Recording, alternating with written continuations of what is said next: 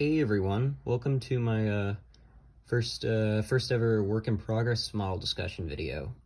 Obviously I've done a lot of these unfinished products discussing how I've done them, but I don't think I've ever, I've never done one where I talk about something that I'm still in the midst of working on. And I decided to do that because I ran into a very interesting problem. I was cutting out the windows on Emily, and I ran into a really weird issue. The windows were actually a separate piece.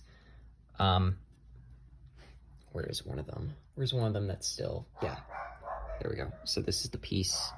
Also, excuse my dogs barking upstairs. My parents are away and they're not very happy about that. So this is the window piece. And as you see, it basically just fits in to the window hole. And that's how this thing is put together.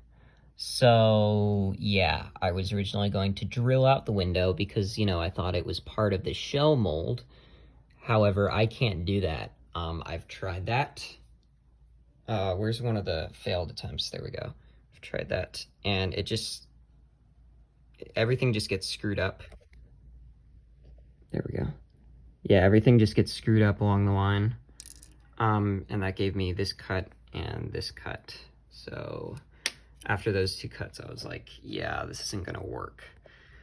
So then I was like, styrene's the way to go. I did windows on my James a long time ago, but that was a lot easier to do because it was RA in one piece. This is, like, basically I had the cab piece, I cut apart my James cab. Yeah, I should provide context. So basically it was like a flat piece, kind of like this, but just imagine it in the shape of the front of James's cab with like the windows cut out. So I was able to like glue the styrene on that way. But for Emily, her cab is attached to the entire body, so I had to figure something out. And that's what I did. So what I did is I took the same drill bit that would have been used to drill out the windows, the largest size that could have gave me that perfect little golden ring. And then I, also that's funny, you can see my blood on there. I basically wrapped this styrene beam around this, then held it together, or no, I wrapped it around, found what was it? What would it be? The perimeter. There we go. Yeah, found the perimeter of it. Then I cut it. And this was a sloppy one that was a bit short that I just used for reference. So then I cut it like just a little longer over this. Yeah, and then I like held it together. I used some of this plastic glue because it's very good at, it melts the styrene a little bit. And that was perfect because this thing didn't really want to bend that much. However, once I started melting it, then it was like, okay, yeah, I'll bend a little bit for you. And once I got it bent enough, I took out the super glue. This is the super glue I use. Oh, God, there's a hair on it, really? Oh yeah, I put modeling glue on it, that's right. Use the super glue to bind it together. Super glue is, of course, the strongest glue that I have.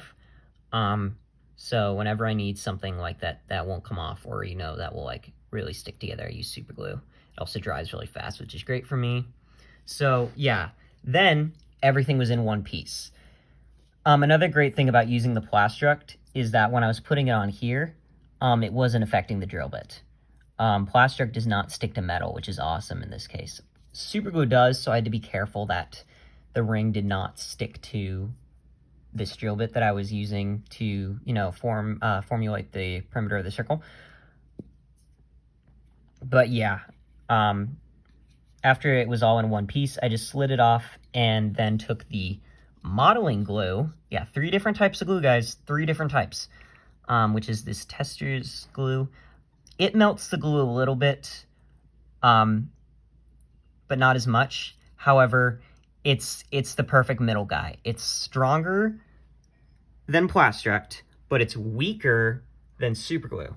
And it takes a little longer than Plastruct to dry, which, yeah, that's absolutely perfect because, I knew if I used superglue on this, A, it wouldn't melt this to, help make it more circular, and B, you know, if I messed up the glue, then it would stick on there and I would ruin the whole thing. So I'd have to do it like in one shot. With the modeling glue, you know, it was kind of liquidy at first, so it allowed me to sort of slide it in place. And yeah, once it was slid in place, you know, I could just press down on it, wait for it to dry. Now it's dry, and that's perfect because now I'm going to take an X-Acto knife and I'm going to get rid of that little edge on the end of the circle. So I'm about to do the whole entire process once more, but I felt like this would make an interesting model discussion video, as I've never tried doing something that's a work in progress. So let me know what you guys' thoughts on this were. You know, if you want to see more of these work in progress model discussion videos or whatever. And yeah, thanks for watching, and stay tuned for Emily, who hopefully will be finished soon.